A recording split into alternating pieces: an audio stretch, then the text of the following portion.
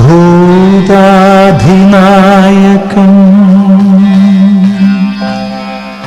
തുംഗജടാധരം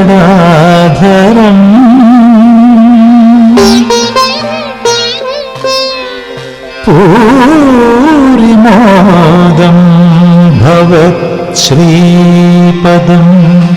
വന്ദിതം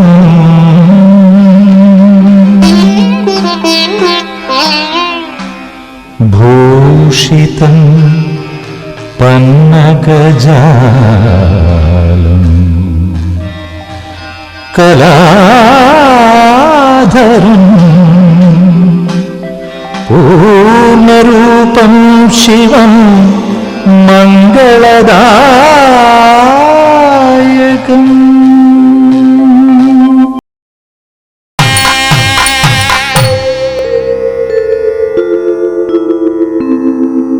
വൈക്കം രുദ്രവിലാസമാർന്നൊരിടമാം തെക്കുള്ള കൈലാസമാം വെക്കം പോരിക ഭക്തരേ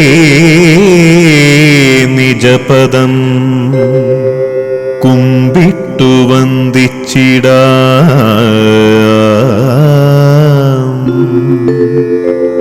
തൃക്കണ്ണാൽ ത്രിപുരർക്കു നാശകരനാം ദേവൻ ദയാവാരിധി തർക്കം വേണ്ട നമിച്ചവർക്കരുളിടും നാനാവിധം മംഗളം.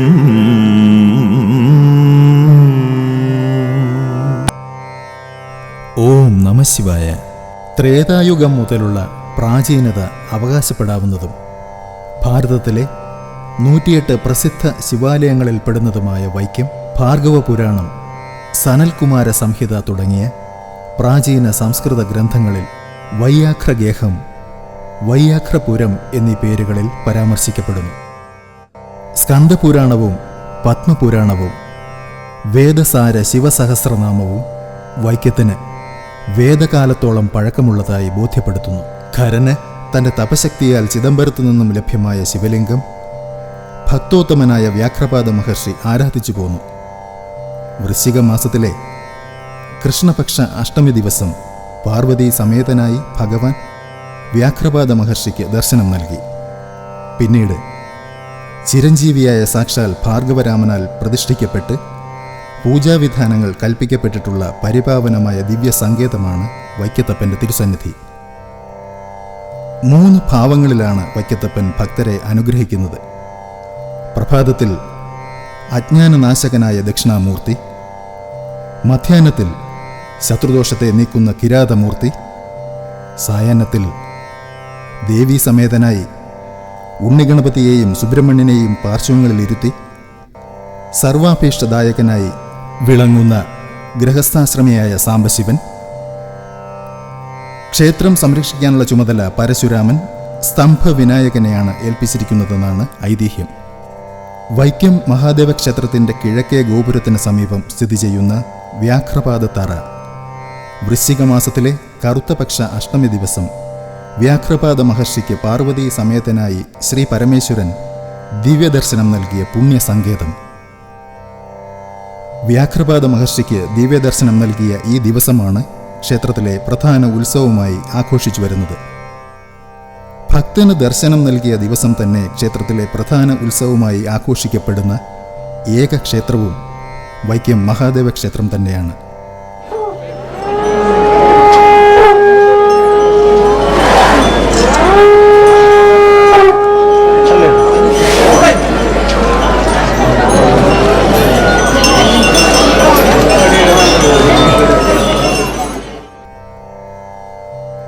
ക്ഷേത്രത്തിൻ്റെ തെക്കുഭാഗത്ത് വനദുർഗ സങ്കേതം പോലെ സ്ഥിതി ചെയ്യുന്ന ശക്തി സങ്കേതമാണ് പനച്ചിക്കൽ ഭഗവതി.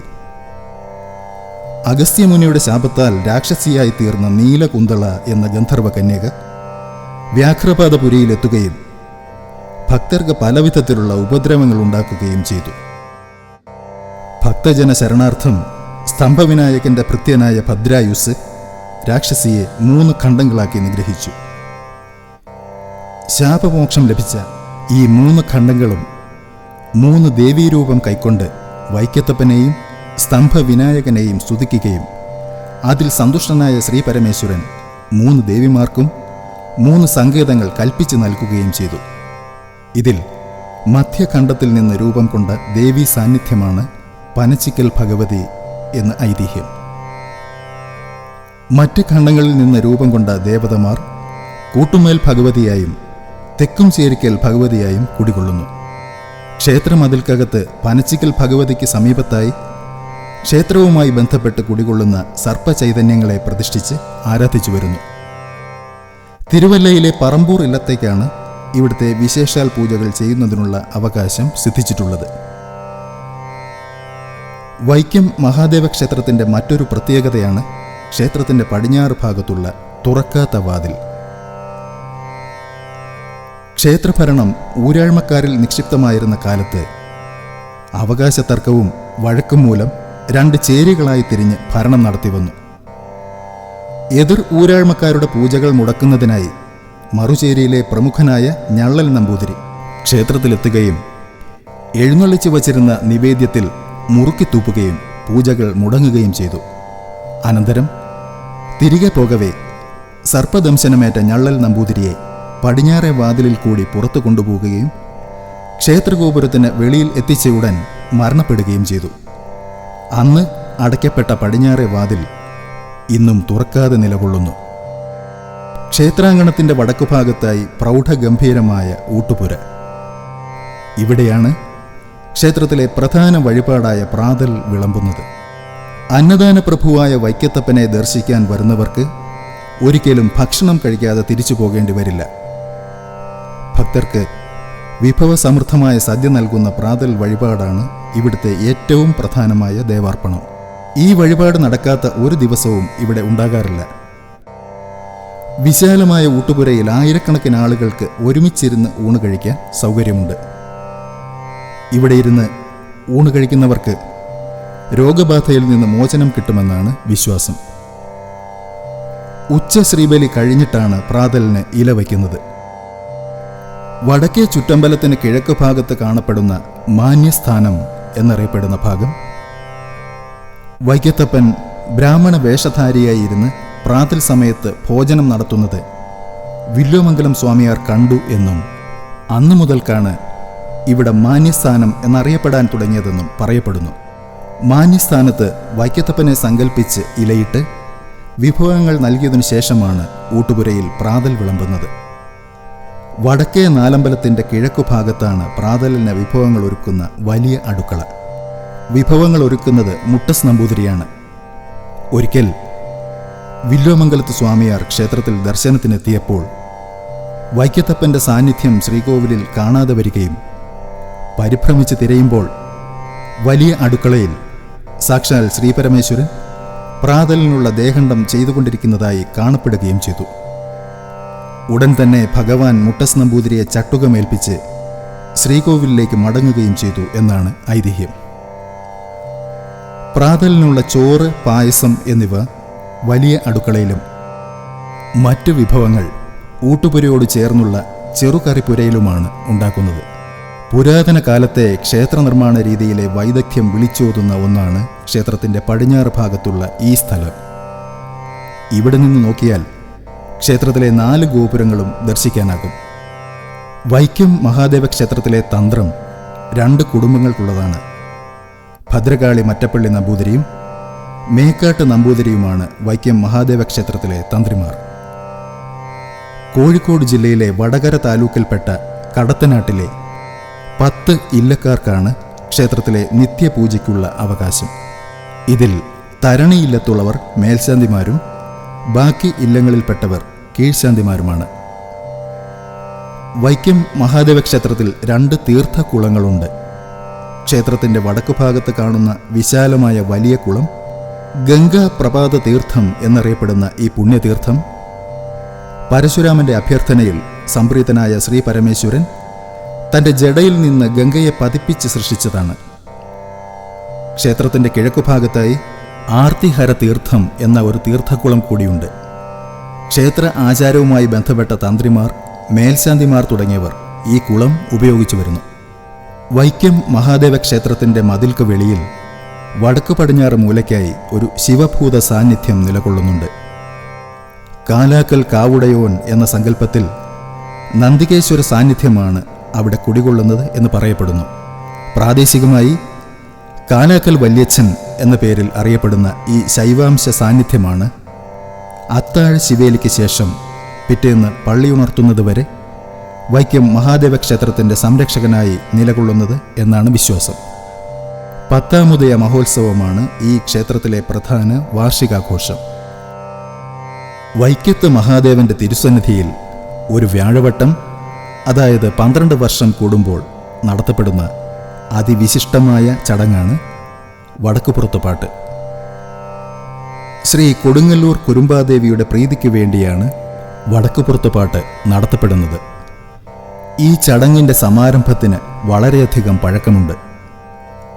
പുരാതന കാലത്ത് വൈക്കം മഹാദേവ ക്ഷേത്രത്തിൻ്റെ ഉടമസ്ഥാവകാശം വൈക്കം ഗ്രാമത്തിലെ 108 ഊരാഴ്മ ഇല്ലക്കാർക്കായിരുന്നു എന്നാണ് പറയപ്പെടുന്നത്.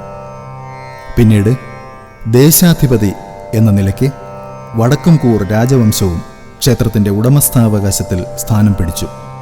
വഞ്ചിനാടിൻ്റെ അധിപൻ ശ്രീ മാർത്താണ്ഡവർമ്മ മഹാരാജാവ് AD 929 വിശാല തിരുവിതാംകൂർ രൂപപ്പെടുത്തിയതോടെ ക്ഷേത്രത്തിൻ്റെ ഉടമസ്ഥാവകാശം തിരുവിതാംകൂർ രാജവംശത്തിലേക്ക് ലയിച്ചു.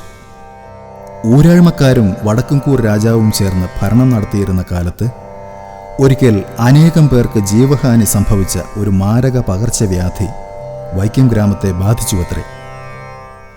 ഭദ്രകാളിയുടെ അപ്രീതിയാണ് വ്യാധിക്ക് കാരണമെന്ന് ദൈവജ്ഞരിലൂടെ ബോധ്യപ്പെട്ട രാജാവും പ്രജാപ്രമുഖരും ഒരു പരിഹാരമെന്നോണം കൊടുങ്ങല്ലൂർ ക്ഷേത്രത്തിൽ ഭജനമിരിക്കുകയും അവിടെ നിന്നുണ്ടായ ദേവീ നിയോഗമനുസരിച്ച് ഭദ്രകാളിയുടെ പിതാവായ മഹാദേവന്റെ മണ്ണിൽ കൊടുങ്ങല്ലൂർ ഭഗവതിയെ സങ്കല്പിച്ച് 12 ദിവസം കളമെഴുതിപ്പാട്ട് നടത്തി ദുരിതശാന്തി വരുത്തിയെന്നുമാണ് പറയപ്പെടുന്നത്.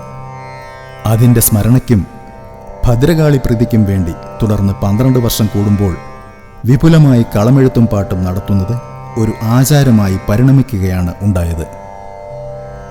ഊരാഴ്മക്കാരുടെയും വടക്കുംകൂറിൻ്റെയും ഭരണകാലഘട്ടം അവസാനിച്ചതിന് ശേഷം ഈ ആചരണം കുറേ കാലം മുടങ്ങിക്കിടന്നു. 1964 കിണറ്റുപുര മാളികയ്ക്ക് തീപിടിക്കുകയും പ്രശ്നവിധിയിൽ കളമെഴുത്തും പാട്ടും മുടങ്ങിയിട്ടുണ്ടെന്നും ആയത് പുനരാരംഭിക്കണമെന്നും കണ്ടതിനെ തുടർന്ന് ഭക്തജനങ്ങളുടെ ആഭിമുഖ്യത്തിൽ 1965 ഈ അനുഷ്ഠാനം പുനരാരംഭിച്ചു.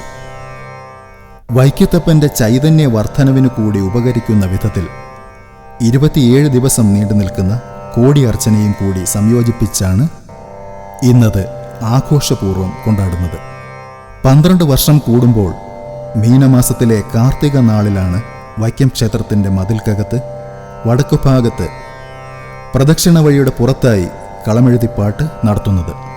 വ്യാഘ്രപാദൻ ആൽത്തറയുടെ പടിഞ്ഞാറു ഭാഗത്ത് താൽക്കാലികമായി ഒരുക്കുന്ന പ്രത്യേക മണ്ഡപത്തിൽ കോടിയർച്ചനയും ഇതോടനുബന്ധിച്ച് നടത്തപ്പെടുന്നു.